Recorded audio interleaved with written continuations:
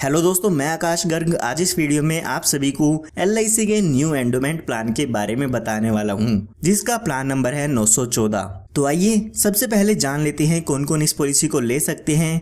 उसके बाद हम एक एग्जांपल लेके इस पॉलिसी के प्रीमियम, मैच्योरिटी और डेथ बेनिफिट के बारे में भी जान लेंगे। तो सबसे पहले बात आती है मिनिमम एज की, यानी कि कम से कम उम्र आपकी कितने साल की होनी चाहिए अगर आप इस इंश्योरेंस प्लान को लेना चाहते हैं। तो वो यहाँ पे दिया गया है 8 साल का, यानी कि अगर आपकी उम्र 8 साल या 8 साल से ज्यादा की है तो आप इस पॉलिसी को ले सकते हैं। उसके बाद यहाँ पे बात आती है मैक्सिमम एज की, यानी कि अगर आप इस पॉलिसी को लेना चाहते हैं तो ज्यादा से ज्यादा कितनी उम्र तक के व्यक्ति इस इंश्योरेंस पॉलिसी को ले सकते हैं। तो वो एज यहाँ पे दी गई है 55 साल की, यानी कि 8 साल से बच्चे से लेके 55 साल तक के व्यक्ति इस इंश्योरेंस पॉलिसी को ले सकते हैं। उसके बाद बात आती है मिनिमम टर्म की, यानी कि इस पॉलिसी को आप कम से कम कितने साल के लिए ले सकते हैं। तो वो टाइम पीरियड यहाँ पे दिया गया है 12 साल का, यानी कि कम से कम 12 साल के लिए आपको इस इंश्योरेंस पॉलिसी को लेना होगा। उसके बाद बात आती है मैक्सिमम टर्म की, यानी कि ज्यादा से ज्यादा इस इंश्योरेंस पॉलिसी को आप कितने साल के लिए ले सकते हैं। तो उसके लिए यहाँ पे 35 साल का टाइम पीरियड दिया गया है, यानी कि कम से कम आप 12 साल के लिए इस पॉलिसी को ले सकते हैं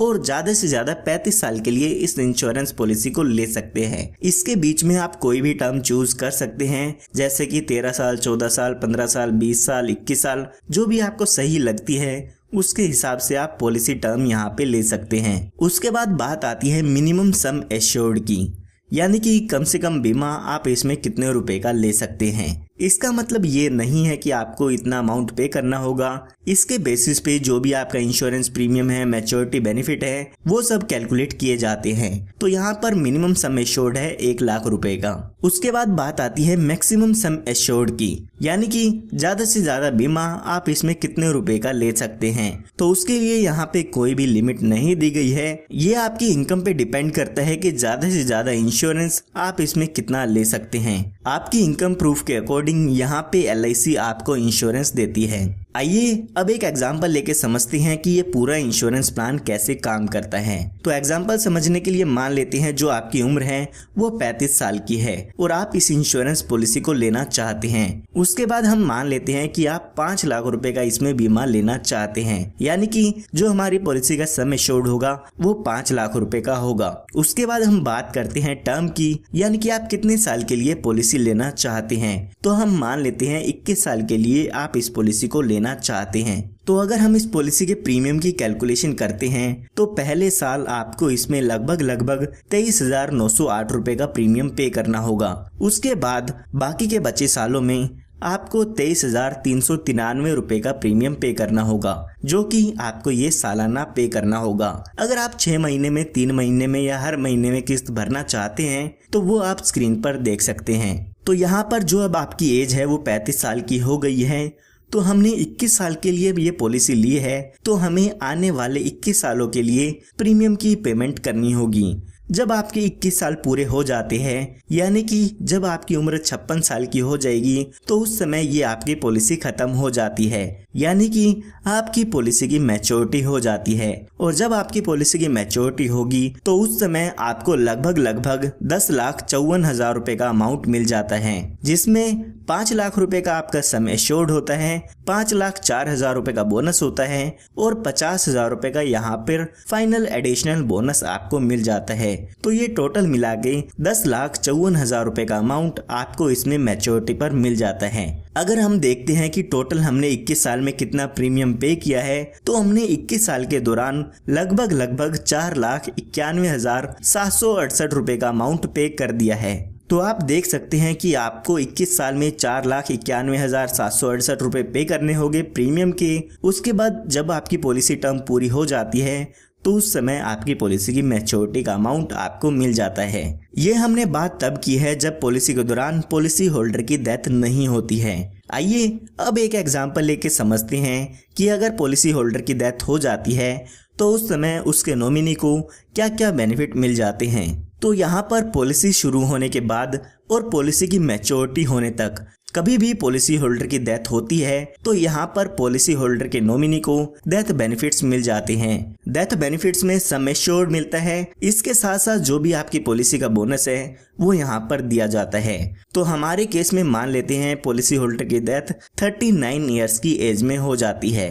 तो यहाँ पर जब भी पॉलिसी होल्डर की डेथ होगी तो उस समय जो भी आपका सम एश्योर्ड है यानी कि 5 लाख रुपए का अमाउंट मिलेगा, साथ ही साथ जितने साल भी आपकी पॉलिसी चली है उसका बोनस यहाँ पे दिया जाता है। तो 1,20,000 रुपए का बोनस हमें यहाँ पे मिल जाएगा।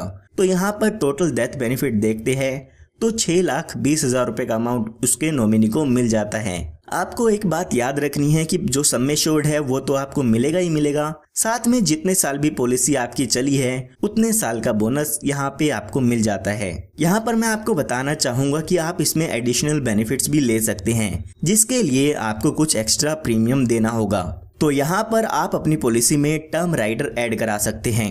अगर आपने अपनी पॉलिसी में टर्म राइडर लिया है और अगर पॉलिसी होल्डर की नेचुरल डेथ होती है तो उस केस में आपको यहाँ पर एडिशनल 5 लाख रुपए का अमाउंट डेथ के केस में मिल जाता है। यानी कि जो 6,20,000 रुपए का अमाउंट मैंने आपको बताया है वो तो मिलेगा ही मिलेगा, साथ में टर्म राइडर के 5 लाख रुपए और मिल जाते हैं, यानी कि टोटल 11,20,000 रुपए का अमाउंट डेथ पर मिल जाएगा।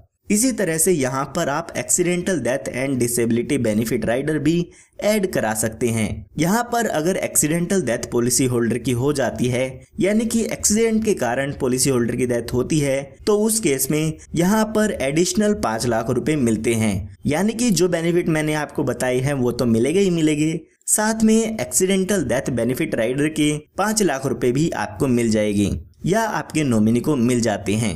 तो अगर आप ये बेनिफिट्स अपनी पॉलिसी में ऐड कराना चाहते हैं तो आप ये बेनिफिट्स ऐड करा सकते हैं। उसके बाद LIC ने यहाँ पर आपको एक बेनिफिट और दिया है, वो है सेटलमेंट ऑप्शन का। LIC यहाँ पर आपको कहती है कि आपका जो भी मैच्योरिटी का अमाउंट है यानी कि जो भी आपको पॉलिसी खत्म होने पर अमाउंट मिलना होता है उसको आप हमसे इंस्टॉलमेंट में ले सकते हैं। उस अमाउंट को आप 5, 10 या 15 साल के इंस्टॉलमेंट में हमसे ले सकते हैं। जो भी इंस्टॉलमेंट का अमाउंट होगा उस पे LIC आपको इंटरेस्ट भी देती है।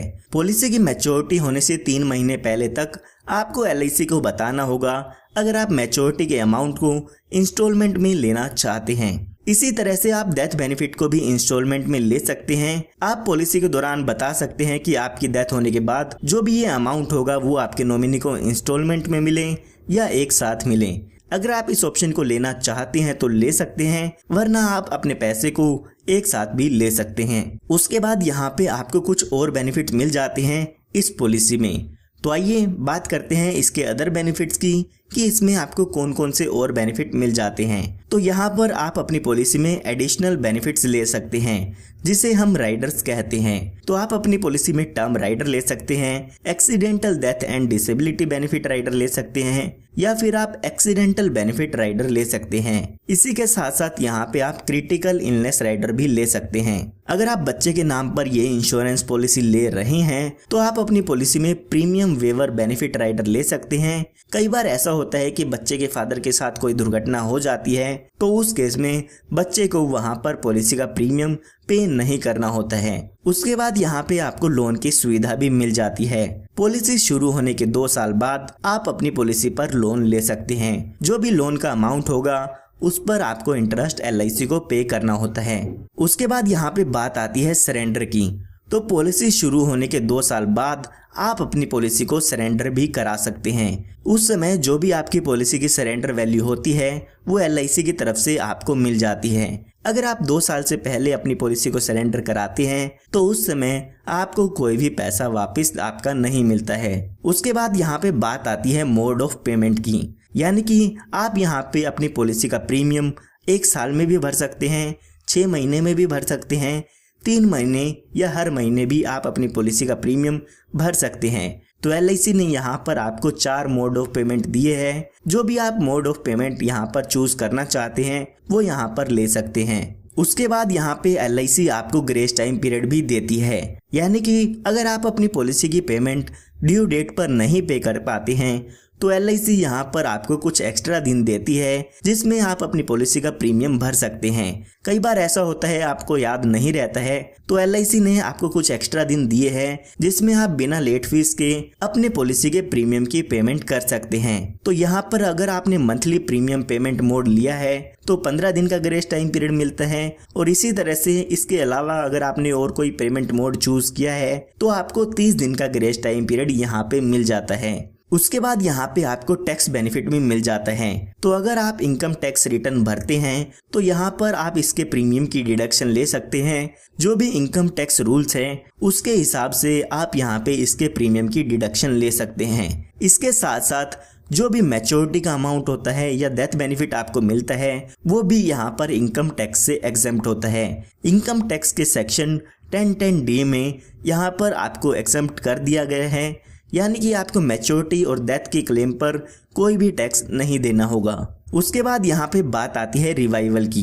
कई बार ऐसा होता है आप अपनी पॉलिसी का प्रीमियम टाइम पर पे नहीं कर पाते हैं, तो LIC ने यहाँ पर आपको 5 साल का टाइम पीरियड दिया है, यानी कि अगर आपकी पॉलिसी बंद हो जाती है तो 5 साल के अंदर अंदर आप अपनी पॉलिसी को फिर से शुरू करा सकते हैं। जो भी पॉलिसी का प्रीमियम होगा और जो भी उसकी लेट फीस होगी वो आप पे करके अपनी पॉलिसी को 5 साल के अंदर अंदर फिर से शुरू करा सकते हैं। तो उम्मीद करता हूँ आपको अब LIC के प्लान नंबर 914 के बारे में सभी इंफॉर्मेशन मिल गई होगी। तो अगर आप ऐसे ही वीडियोस चाहते हैं LIC प्लान्स के बारे में तो आप हमारे चैनल को सब्सक्राइब कर सकते हैं। अगर आपको ये वीडियो पसंद आई है तो इस वीडियो को लाइक जरूर कीजिएगा, और अगर आप और भी कुछ इस इंश्योरेंस प्लान के बारे में जानना चाहते हैं तो वो आप हमसे कमेंट में भी पूछ सकते हैं।